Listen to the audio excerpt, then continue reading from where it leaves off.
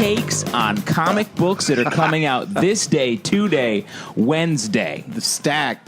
It's called The Stack, as we always say. It's not called Hot Takes. Yeah, but hot takes are contained within the stack.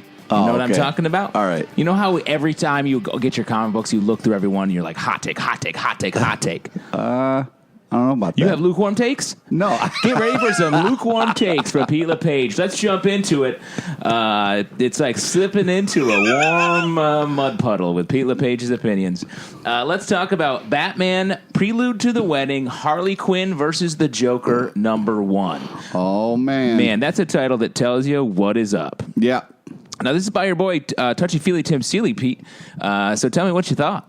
Well, I mean, I like the idea of this. I like the build-up to the wedding, and it's fun to see these guys kind of interact. I thought it was funny at moments. I love Tim Seeley as a writer. It's just that right now we're kind of doing this thing where, like, before Batman's wedding, like, everybody's talking about their feelings and, like... That's what weddings are like, man. Yeah, I know. That's the part that I don't like about weddings, you know? Is thinking about your feelings. Yeah, or feeling at all. Oh, yeah, exactly. Thank you. Yeah. So I don't like this It's very part. telling that you identify with the wedding guests that are beating and trying to kill each other. Oh, yeah. There's nothing better than that. I mean, Nice. that's a real wedding. Yeah. It's not a real wedding unless a brawl breaks out, you know? Yes, no, I've been to all 4 of your Fight Club weddings. And I'll tell you what, you guys both looked bruised, but great. Thank you. Thank you. Yeah, this is fun. I feel like they're sort of parodying making a parallel to Batman and Catwoman's like loving, supportive relationship with the Joker and Harley's fucked up relationship, and showing that they are sort of married in their sadism, I guess. Yeah, which is true. Yeah, and how they're always just trying to out-fight each other. There's some pretty crazy hologram stuff that happens in here. Mm-hmm. And I like where this ends with just really setting us up for this wedding that's coming up very soon. I know. Are you excited? It feels like I'm a little disappointed we didn't get like a Superman talking about his feelings more, you know, like... this doesn't seem like this spot. Yeah, I know, but it was just like we kind of got a little glimpse of it for a couple lead-up comics where they were kind of like talking to their significant others about like how much they mean to each other, but they haven't done it to their face, which I was hoping that would happen before the wedding, but... Yeah, we'll get there. Maybe that's what the we'll vows are all about. But, I really thought this was fun, and the art was fantastic. It was pretty fucked up, though. Yeah, well, that's like, as we know, or as you've always said, that's what marriage is all about. Yep. Let's move on and talk about our next book, which comes out the 4th of July, The Quantum Age, #1, written by Jeff Lemire. You've heard of that guy. Yes, and art by Wilfredo Torres. Which reminds me of the Invincible art. It does, yeah. It sort of has that nice, clean, very clean, futuristic feel in this comic. So it's set in a far distant future after an alien attack, a Martian attack, and we're meeting a team of heroes called, or I guess we assume they're heroes, called the Quantum Age. There's some fun relationships here, but this is definitely a world building. We're jumping back and forth between these two timelines and seeing the day the Martians invaded and the aftermath and what maybe has happened to this team, the Quantum Age. What do you think, Pete? I mean, I thought the art was awesome. I liked the action. I'm just still a little in the dark about how this is all going to unfold. Like, it was tough because every time I was really getting into it, we switched to another time. And the brain dome dude was I wasn't sure how to feel about him yet. So yeah, we don't know. I think maybe you are. Society has told you not to trust people where you can see their brains. Yeah. Like, so that's like questionable. He seems nice. He's in, because I think of Mojo Jojo from Powerpuff Girls. Yeah, totally. He's a bad guy. He's a bad guy, and you see his brain. Hilarious. Yeah. You see. Sometimes you see Brainiac's brain. Yeah, bad guy. Yeah. Is there anybody you know that you really see their brain and they're good? I don't think so. Why are we hiding our brains? Good guys need to show off their brains because it's all about brains, not brawn. This had a fun. I think Invincible is a good parallel here. Mm-hmm. It feels like a lot of the team-oriented part of Invincible. And it feels very like 90s, a 90s comic. We don't know all the details, but we're meeting these fun characters. In the middle of action. Exploring this world. Yeah. But I do agree with you. We don't quite know tonally what's going to happen with these folks or what like the whole deal is. This is like a very much of a first issue, but I'm definitely going to pick up the next one. Yeah, I'm on board.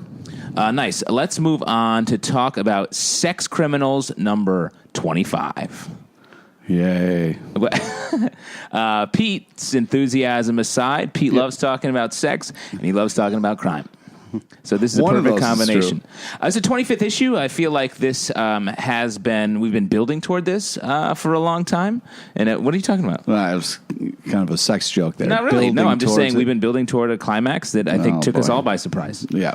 And that's sometimes the best kind of climax. So our primary couple have gone their separate ways for the last little bit. And this book has been harder to read with them apart. I feel like this isn't a will they, won't they comic since they sort of always were from the beginning. Mm-hmm. But once they broke up, it was like, oh man, I miss them as a couple. And we've had some fun exploring the ancillary characters and like dealing with a lot of their separate issues and how they relate to everybody.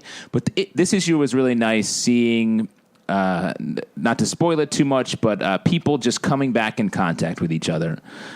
People going back into this is what it's called, Cum World, and seeing that, and there's just some great moments at the end.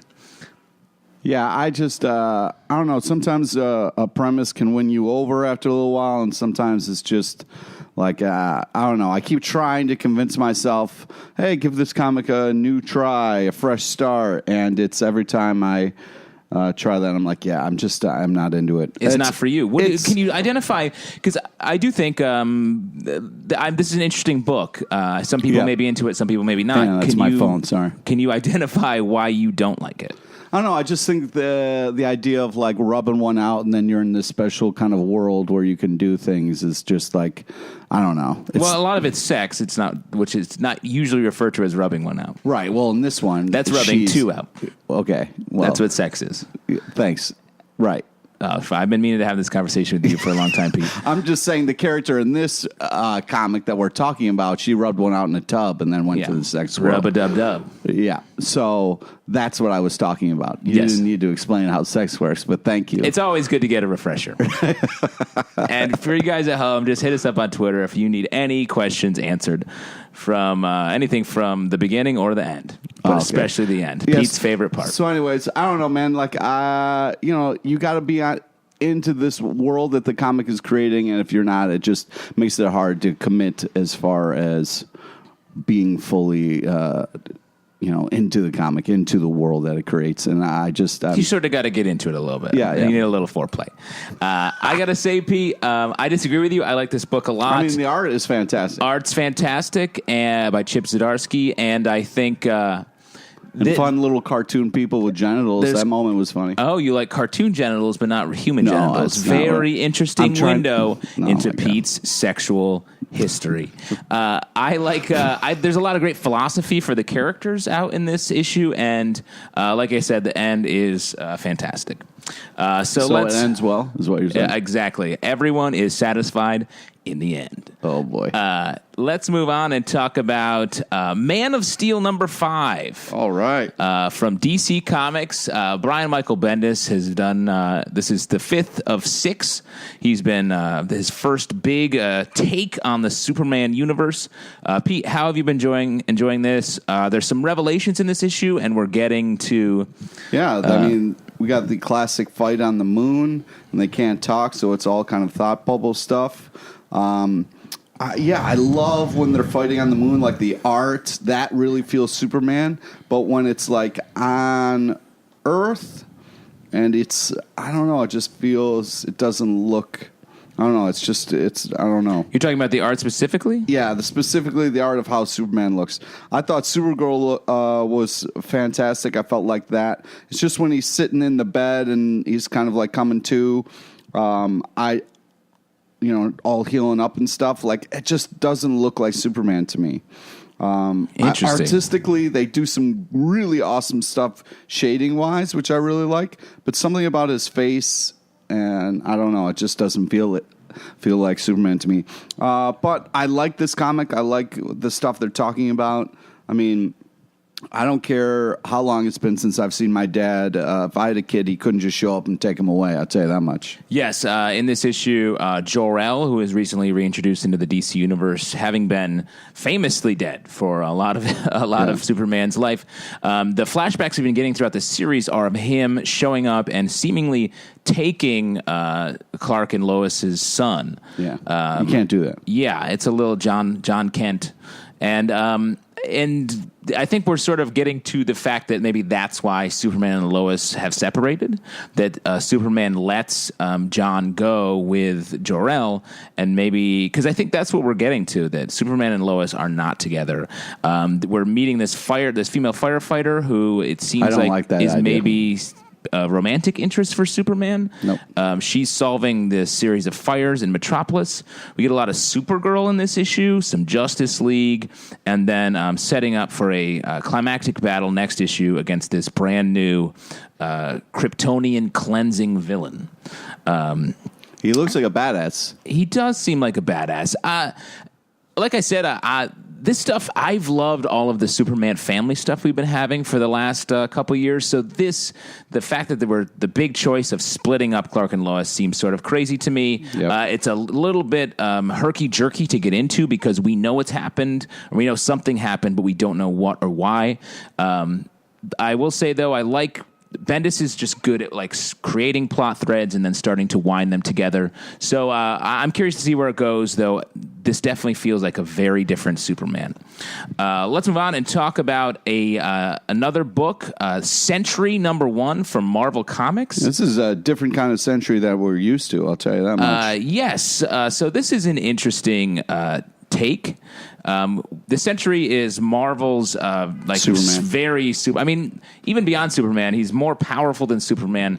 And the sort of fatal flaw of the Sentry is that an equally powerful villain lives inside his head, and he spends his whole life being tormented by it and trying to keep it under wraps. Right. So in this new take, written by Jeff Lemire with art by Kim Jacinto, we have the Sentry living out his life in a fantasy sort of a device that keeps the Sentry and the Void in check that Doctor Strange created, and then he spends his rest of his life as his secret identity Bob as a short order cook in a diner, living sort of a miserable life. He's under watch by Misty Knight for all the bad business that he's done as the Void, and his sidekick, Scout, he wants to go back to being a sidekick. We learn a little bit about that, and then the issue builds toward this machine being stolen and someone breaking into the Sentry's secret fantasy world and making a mess.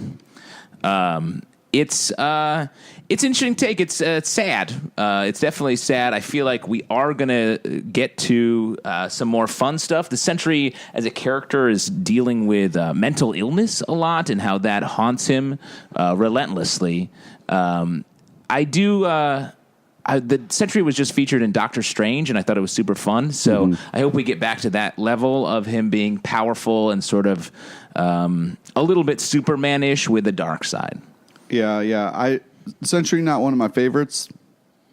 I think Marvel sometimes uses him in cool ways where it's like, oh, we're in trouble. We need like a superpower person. He shows up, kind of saves the day, and then pieces out. That's kind of how I like my Sentry. A whole book on Sentry, and I'm kind of a little like meh. But Misty Knight, big fan of. So nice to get a shout out in this. So you like to just see a little guest star? Yep. Great. Let's move on and talk about another book, Elvira, Mistress of the Dark, #1. This comes out on July 4th, so this is something we won't spoil. Yeah, we won't spoil this. But it definitely reminds me of the classic Up All Night USA days back in my childhood. Yeah, when we're talking about Elvira. I'm not super familiar with Elvira. She's just. I was the only dude watching Up All Night. I remember Up All Night being some like sort of vaguely pornographic television. She would host like kind of like cheesy monster movie type stuff. But she's just a regular person.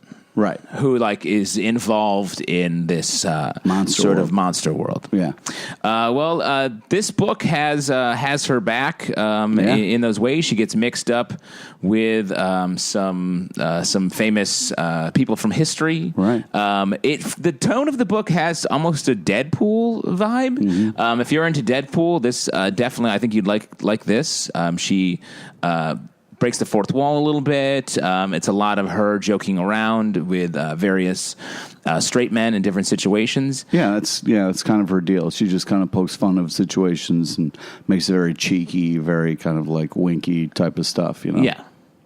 And it's fun. I mean, I don't know if I could like read like 6 or 7 of them back to back, but like I think it's a fun. Do that anyway? It's a nice kind of like palate cleanser in your stack a little bit. You know what I mean? Yes, a palate cleanser, which you have to have every 3 or 4 books. Yeah, otherwise you will just your palate will be ruined. I can't go like I can't read 5 DC books in a row. Like I got to go like DC. I can do like a couple DC, then I like to do a Marvel. Interesting. You know what I mean? You really shake it up. Yeah, because otherwise it's not enjoyable. I have a very specific. I sort of do the opposite. I have a couple of books that rise to the top, and then I work through Marvel, and then I work through DC, or vice versa, depending on what I'm excited about, and then I get into the more indie stuff. Yeah, like my favorite book I save. Really? See, I do my favorites up top. Oh, you can't, because then it's like, why keep reading? See, but then I have my like instant like the easy read faves, and then I have my like the more heady, thicker faves at the bottom. Yeah. That's funny. How do you do your stack? We never really talked about this. Hit us up on Twitter at Comic Book Live. I think after 13 years, I think we've talked about it. No, we've never talked. There are so many things we haven't talked about. We just got into your sexual history just today. But definitely check out Elvira for a mid-stack palate cleanser, as Pete calls it. Out July 4th. Written by David Avallone, art by David Costa. Couple of Daves. Yeah. Let's move on and talk about Multiple Man, number 1. Pete, this guy can turn into many guys. Yep. This is by his deal. Matt Rosenberg, art by Andy McDonald. I'm a huge fan of Multiple Man. He's had several iterations in the Marvel Universe. It's your dude. He's my dude. Sort of a prankster back in the old new X Factor, if that makes sense. If you had this power, it would be my worst nightmare. Oh, man, I just have one of me with you at all times. To protect you from yourself. Oh, that's nice. It took a nice turn. From yourself. Yeah, and this is kind of like, it's fun to see different versions of him in this. You think you're getting other characters, but, spoilers, just him. So this gets into some continuity stuff pretty intensely. Yeah. Multiple Man was killed, but this version, a dupe, turned up, and but he's dying, so he wants the Beast to fix him. He steals a time machine from Bishop to travel forward in time, and I think he somehow messes with the time stream because a group of differently powered Madroxes shows up to mess up the present. Totally, this felt a lot like Deadpool 2. Not the movie Deadpool 2. I mean, Deadpool also. Okay. It does seem like maybe that's the style of the time. But he is a little more of a prankster like the original as opposed to the detective that we've most recently seen him as. So Peter David's big run there. So I don't know. It's a different character. I was expecting a little bit more of the savvy detective rather than the goof. But Multiple Man has multiple personalities. Yeah, I thought this was a fun read. I love the art. I really thought this was a solid book. I'm definitely on board for more. I can't wait for the next issue. Nice. So maybe make Multiple Man a multiple issue pickup. Oh, boy. Oh, boy. And let's move on to our last book, my favorite book of the week.